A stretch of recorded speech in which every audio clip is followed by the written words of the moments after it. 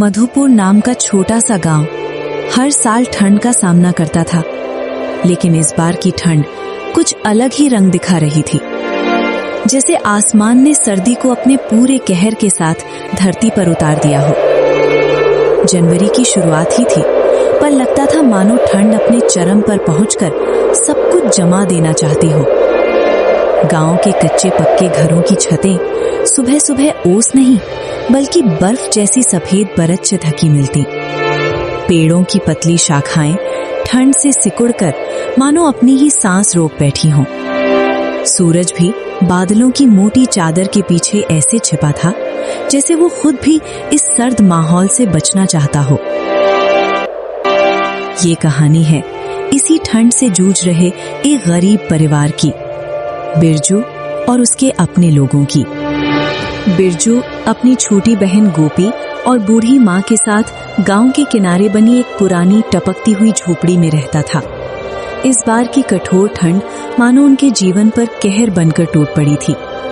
टूटी झोपड़ी की दीवारों से तेज ठंडी हवा की सिसकियां अंदर घुस आती और रातें मानो बर्फ से तराशी हुई लगती।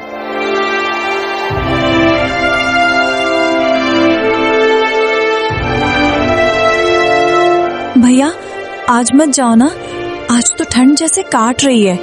तुम्हारे हाथ देखो कैसे कांप रहे हैं। गोपी, ठंड मुझे ही नहीं पूरे गांव को लग रही है, लेकिन सेठ को क्या फर्क पड़ता है, उसे तो बस दुकान खुली रहनी चाहिए। तुमने सेठ को बताया नहीं कि इतनी ठंड में काम करना कितना मुश्किल है? उसे तुम्हारी तकलीफें दिखाई भी नहीं देती क्या? मैंने बताया था, लेकिन वो कहता है ग्राहक आएंगी तो चाय चाहिए ही। गरीबों की तकलीफें कौन देखता है गोपी? हम लोगों के लिए ठंड कोई बहाना नहीं होती। सेठ कहता है कि चाय की दुकान पर आग जलती रहती है, इसलिए काम करने वालों को ठंड नहीं लगनी चाहिए। अब उसे क्या पता, आग चूल्हे पर जलती है, दिल में नहीं।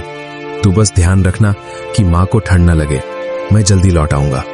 भैया, जल्दी वापस आ जाना, माँ पूरा दिन तुम्हारा इंतजार करती है।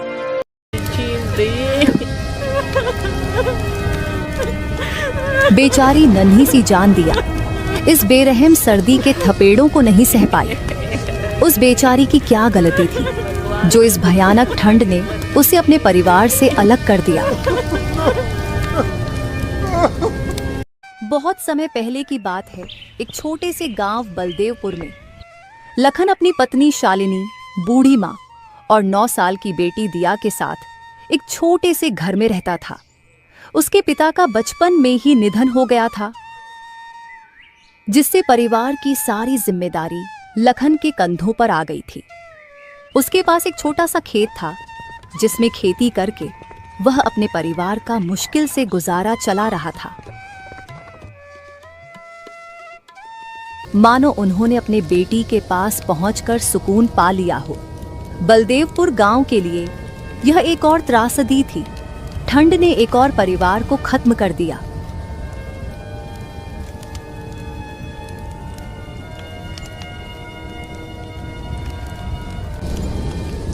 दोस्तों, हमारे आसपास भी बहुत सारे ऐसे गरीब और लाचार लोग हैं जो मौसम की मार से अपनी जिंदगी गंवा देते हैं। तो ऐसे लोगों की जरूर से मदद करें और इस वीडियो को ज्यादा से ज्यादा लोगों के साथ शेयर करें।